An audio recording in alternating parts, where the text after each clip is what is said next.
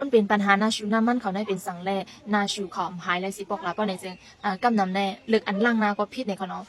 บางเจ้าในจึงตักถามมาว่าใครไล่ซีรัมอันนาชูได้ในจึงเพราะว่าด้วยถามด้วยอันดีอันล่างนาเขาในจึงเขากว่าเลือกเจ้าไว้อันดีป้าไวท์เทนนิ่งว่าวิตามินซีเจ้าในคณะมันดีถูกตวนดาก้นดีเปลี่ยนปัญหานาชูน้ามันในคณะมันดีเปลี่ยนตวนดาก้นดีเปลี่ยนปัญหานาฟ้าไว้ในคณะมันอำใจตานาชูในคณะเพราะว่านาชูในเขาได้ไล่เลือกเจ้าอินครีอันดีล่างบันไขมันเขาเลยนี่ในคณะลองตั้งที่เธอเขาเป็นนาชูได้ในจึงย้อนประวันนาเฮามันแห้งแล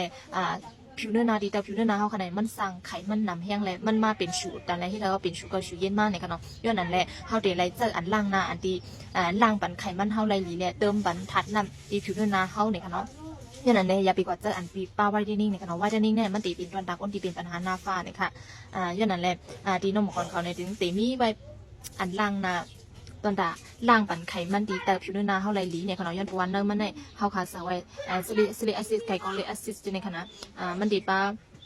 ไนอาซิดไม่ในค่ะนะ AHA ในก็ป้าในค่ะเนาะอินกรีเดียนมันได้เฮาคันล่อไว้ตั้งน้ำตั้งหลายในค่ะเนาะเพราะว่าเฮาล่างเหี่ยวเนี่ยมันดีอำเฮ็ดให้นาเฮาแห้งอำเฮ็ดให้นาเฮาเข่งเนี่ยค่ะเนาะเพราะว่า